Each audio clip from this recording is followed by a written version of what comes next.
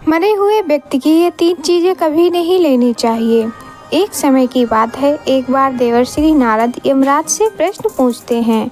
हे धर्मराज, मेरा प्रश्न है कि जिस प्राणी की मृत्यु होती है वह अपने साथ कौन कौन सी चीज़ें ले जाता है और मृत्यु के बाद उस प्राणी की कौन सी वस्तुओं का प्रयोग दूसरे मनुष्यों को नहीं करना चाहिए। इस पर यमराज कहते हैं, हे देवर्षि, आपने उचित ही प्रश्न किया है। मानव जाति के कल्याण के लिए आपने जो प्रश्न पूछे हैं उसके उत्तर मैं आपको अवश्य बताऊंगा, किंतु इन प्रश्नों को उत्तर जानने के लिए मैं आपको एक अत्यंत ही पवित्र कथा सुनाता हूँ। इस कथा को सुनने पर आपको सभी प्रश्नों के उत्तर मिल जाएंगे। इस कथा को आप ध्यान से अवश्य सुनें। इस कथा को जो भी मनुष्य ध्यान से सुनता है उसके मैं 30 अपराध क्षमा करता हूँ। फिर देवर्षि नारद कहते हैं, हे धर्मराज, ठीक है, मैं उस कथा को पूरे ध्यान से अवश्य सुनूंगा। आप मुझे वह पवित्र कथा सुनाइए। फिर यमराज देवर्षि नारद को वह पवित्र कथा सुनाते हैं। एक समय की बात है, मध्य देश में माधव नाम का एक गरीब ब्राह्मण रहता था। वह अत्यंत गुणवान तथा शास्त्रों में पारंगत था। उसने वेद और शास्त्रों की बड़ी गहराई से अध्ययन किया हुआ था, किंतु वह अपने ज्ञान का कभी दुरुपयोग नहीं करता था। उसने कभी अपने ज्ञान का उपयोग धन कमाने के लिए नहीं किया। अत्यंत गरीब होकर भी वह भिक्षा मांगकर ही अपना गुजारा करता था। फिर एक दिन वह ब्राह्मण जंगल से गुजर रहा था और चलते चलते वह एक अत्यंत प्राचीन वृक्ष के पास पहुंच जाता है। वह देखता है कि उस वृक्ष पर 3 पिशाच पकड़े हैं। वे तीनों उस जंगल से गुजरने वाले मनुष्यों का भक्षण करते थे। कोई भी मनुष्य उस मार्ग से जाता था तो वह उसे पकड़कर खा लिया करते थे। पिशाच होने के कारण उनके अंदर धर्म का कोई अंश नहीं था। वे अत्यंत पापी और दुराचारी थे। वे किसी पर भी कभी दया नहीं करते थे। जब वह ब्राह्मण उस वृक्ष के पास जाता है तो वह पिशाच एक दूसरे से कहने लगते हैं, देखो भाई, हमारे लिए आज ताज़ा ताज़ा भोजन आ रहा है। सबसे पहले ही मैं इस ब्राह्मण को खाऊंगा। इसका मांस तो कितना स्वादिष्ट होगा। ये ब्राह्मण केवल सात्विक भोजन ग्रहण करता होगा, इसलिए इसके शरीर में किसी भी प्रकार के रोग नहीं होंगे, कोई कीड़े और कृमि भी नहीं होंगे। इसका मांस खाने में बड़ा आनंद आएगा। जब वह ब्राह्मण उन पिशाच को देखा तो वह बिल्कुल भी भयभीत नहीं होता है। वह ब्राह्मण भगवान विष्णु का परम भक्त होता है और वह हर समय श्री हरि विष्णु का नाम जपता रहता था, इसलिए उसे किसी से भी कोई भय नहीं लगता था।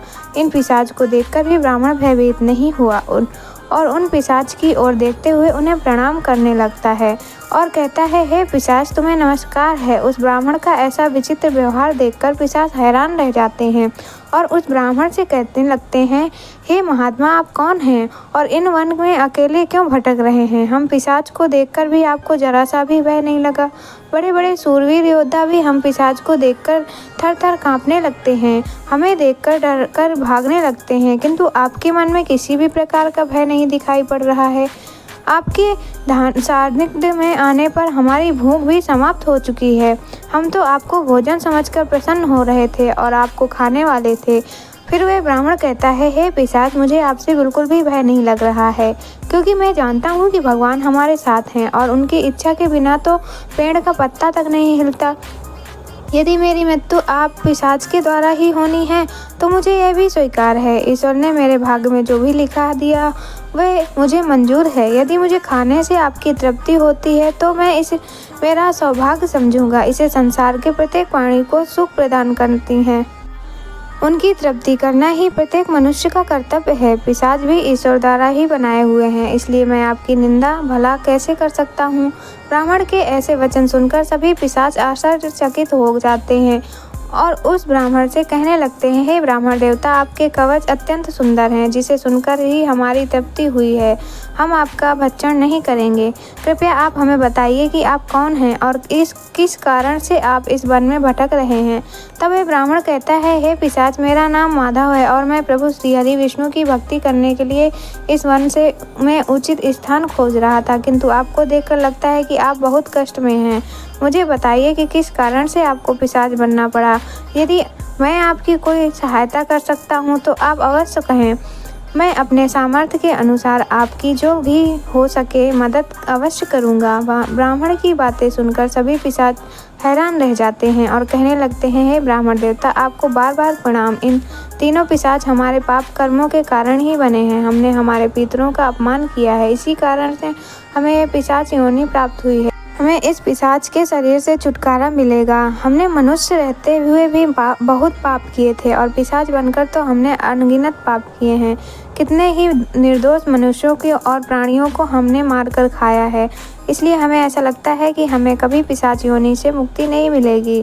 फिर ब्राह्मण कहने हैं, पिशाच, मैं आपकी बात को समझता हूँ। कृपया आप मुझे बताइए, मैं किस प्रकार आपको मुक्ति दिला सकता हूँ। मैं मध्य देश में रहने वाला माधव ब्राह्मण हूँ। मैं अनेक तप, व्रत और उपवास किए हैं, इसलिए आपकी मुक्ति के लिए भी यदि कोई व्रत उपवास हो तो मुझे बताइए, वह मैं अवश्य करने का प्रयास करूँगा। ब्राह्मण की बात सुनकर उन पिशाच को समझ में आता है कि यह ब्राह्मण तो उनका ही पुत्र है। वे पिशाच उस ब्राह्मण के दादा परदादा हैं जो पाप करने के कारण पिशाच बने हुए हैं। वे पिशाच कहते हैं, हे वत्स, हम हमेशा ही उचित वस्त्र पहनते थे। गंदे मैले वस्त्र पहनकर ही भोजन किया, पूजा पाठ आदि कार्य किया करते थे। हमने हमेशा ही उचित भोजन ग्रहण किया, इसी कारण से हमारी ये दुर्गति हुई है। हम निर्वस्त्र होकर स्नान करते थे, जिस कारण से हमारे पितृगण हमसे रुष्ट हो गए। हमने कभी पितरों के लिए भोजन अर्पित नहीं किया, इसी कारण से हमें मृत्यु के पश्चात प्रेत बनना पड़ा। फिर वे पिशाच कहते हैं, हे वत्स, तुम हमारे ही वंश हो, तुम्हारे पूर्वज हैं। ये ईश्वर की ही कृपा है कि उन्होंने तुम्हें हमारे पास भेजा है। अब हमें यकीन हो गया है कि तुम हमें मुक्ति अवश्य दिलाओगे। हे वत्स, तुम अभी जाओ और हमारी मुक्ति के लिए उपाय करो। अपने पूर्वजों की ऐसी दशा देखकर वह ब्राह्मण अत्यंत दुखी हो जाता है और सोचने लगता है कि प्रत्येक मनुष्य का यह निहित कर्म है कि वह अपने पूर्वजों को मुक्ति दिलाने के लिए कार्य करे। वह ब्राह्मण उन पिशाचों को वचन देता है और कहता है, पिशाचों, मैं आपकी मुक्ति के लिए अवश्य उपाय करूँगा। फिर वह ब्राह्मण गुरु वशिष्ठ के पास जाता है और उनसे पितरों की मुक्ति के लिए उपाय पूछता है। गुरु वशिष्ठ उस ब्राह्मण को पितरों की मुक्ति के लिए किए जाने वाले तर्पण, श्राद्ध, पिंडदान, दान, धर्म आदि क्रियाओं के बारे में बताते हैं। फिर वह ब्राह्मण पवित्र नदी के तट पर जाकर अपने पूर्वजों के लिए वे सभी कार्य करता है जो गुरु वशिष्ठ ने बताए थे। वह ब्राह्मण पहले नदी के पवित्र जल से तर्पण करता है, फिर नदी के तट पर बैठकर पिंडदान करता है और उनसे जो कुछ भी हो सके उसी के अनुसार दान धर्म करता है। इस प्रकार से उस ब्राह्मण के द्वारा तर्पण तथा दान धर्म करने से वह सभी पिशाच मुक्त हो जाते हैं और स्वर्ग की ओर जाने लगते हैं। फिर धर्मराज देवर्षि नारद से कहते हैं, हे देवर्षि, इसलिए मनुष्य को कभी उचित वस्त्र नहीं पहनने चाहिए, अर्थात गंदे और मैले कपड़े नहीं पहनने चाहिए। कभी उचित भोजन ग्रहण नहीं करना चाहिए। दूसरों का जूठा जमीन पर पड़ा हुआ, दूसरों के द्वारा लांघा गया और पितरों को अर्पण किए बिना किया गया भोजन उचित भोजन होता है। फिर यमराज कहते हैं, हे देवर्षि, अब मैं आपको उन वस्तुओं के बारे में बताता हूँ, किसी भी मनुष्य को मृत व्यक्ति की नहीं पहननी चाहिए। हे देवर्षि, मनुष्य इस संसार में जन्म लेकर कई भौतिक सुखों के मोह में पड़ जाता है। मृत्यु के बाद भी उसका उन वस्तुओं के प्रति मोह नहीं छूटता। जब तक मनुष्य सांसारिक वस्तुओं का मोह त्याग करके संपूर्ण रूप से ईश्वर को अपना नहीं लेता, तब तक वह अलग अलग योनियों में जन्म लेकर पृथ्वी लोक पर ही भटकता रहता है। कभी कभी यह मोह इतना अधिक होता है कि वह मृत्यु के बाद भी इसी पृथ्वी लोक पर भ्रमण करता है, अर्थात वह प्रेत योनि धारण करता है। यदि किसी मनुष्य की अकाल मृत्यु हो जाती है तो वह भी प्रेत योनि में चला जाता है और प्रेत बनकर वह अपने ही परिवार के लोगों को दुख देने लगता है। कई बार मनुष्य अपने मित्र परिजनों की वस्तुओं को उनकी याद में अपने पास रख लेता है या उनकी वस्तुओं का उपयोग भी करने लगते हैं। लेकिन मनुष्य को मृत व्यक्ति की कोई भी वस्तुओं का उपयोग नहीं करना चाहिए, क्योंकि उन वस्तुओं के साथ उस मृत व्यक्ति की ऊर्जा जुड़ी होती है। उस मृत व्यक्ति का उन वस्तुओं के प्रति मोह बहुत अधिक होने के कारण वह मृत्यु के बाद भी उन वस्तुओं से जुड़ा रहता है और यदि कोई इन वस्तुओं का प्रयोग करता है तो उसे कई परेशानियों का सामना करना पड़ता है। वह मृत आत्मा उसे कई प्रकार के कष्ट देने लगती है। इसलिए किसी भी मनुष्य को मरे हुए व्यक्ति की चीज़ों का इस्तेमाल कभी नहीं करना चाहिए। मनुष्य चाहे तो उन वस्तुओं को संभाल कर अपने घर में रख सकते हैं अथवा उन चीज़ों को नदी के जल में प्रवाहित कर सकते हैं, लेकिन भूत से भी उनकी वस्तुओं का इस्तेमाल नहीं करना चाहिए। उस मृत आत्मा की शांति के लिए मनुष्य उस व्यक्ति की प्रिय वस्तुओं का दान करते हैं तो ये बहुत ही शुभ होता है। सबसे पहला वस्तु है मृत व्यक्ति के कपड़े। मृत व्यक्ति के कपड़ों का कभी भी इस्तेमाल नहीं करना चाहिए, उन्हें भूलकर भी पहनना नहीं चाहिए। ऐसा करने से मृत व्यक्ति की आत्मा उस व्यक्ति से जुड़ जाती है जो उसका इस्तेमाल करता है।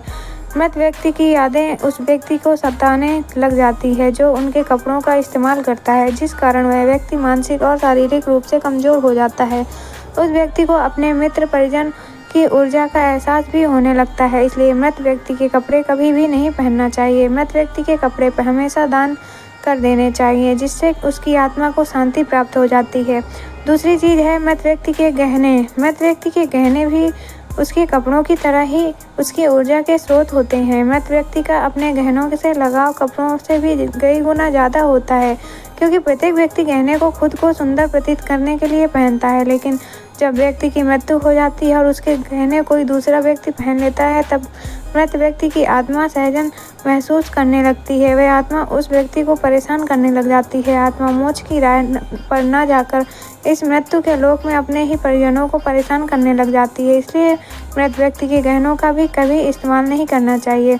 व्यक्ति की मृत्यु के बाद उसके गहनों को गलाकर अन्य आभूषण बनवा लेना चाहिए, अन्यथा उन्हें मंदिर में दान कर देना चाहिए। तीसरी वस्तु है मृत व्यक्ति की माला। जीवित रहते हुए इंसान अपनी माल से ही मंत्रों का जाप करते हैं, उसके गले का माला ही उनके जीवन भर के पुण्यों की कुंजी होती है। मृत्यु के बाद व्यक्ति की माला को कभी जीवित मनुष्य को धारण नहीं करना चाहिए, उसकी माला को पवित्र नदी के जल में प्रवाहित कर देना चाहिए। पवित्र नदी उस मृत मनुष्य के सभी पुण्यों को बहाकर स्वर्ग में ले जाती है। यमराज कहते हैं, देवर्षि, मृत्यु के बाद मनुष्य अपने साथ केवल अपने पाप और पुण्य लेकर जाता है, सभी भौतिक वस्तुओं को यहीं पर छोड़ जाता है, लेकिन इसलिए उसे कभी उन वस्तुओं के प्रति अत्यधिक मोह नहीं करना चाहिए। इस प्रकार से यमराज ने देवर्षि नारद को मृत व्यक्ति के संदर्भ में अत्यंत महत्वपूर्ण कथा सुनाई। वीडियो अच्छी लगी हो तो वीडियो को लाइक और हमारे चैनल को सब्सक्राइब करना ना भूलें।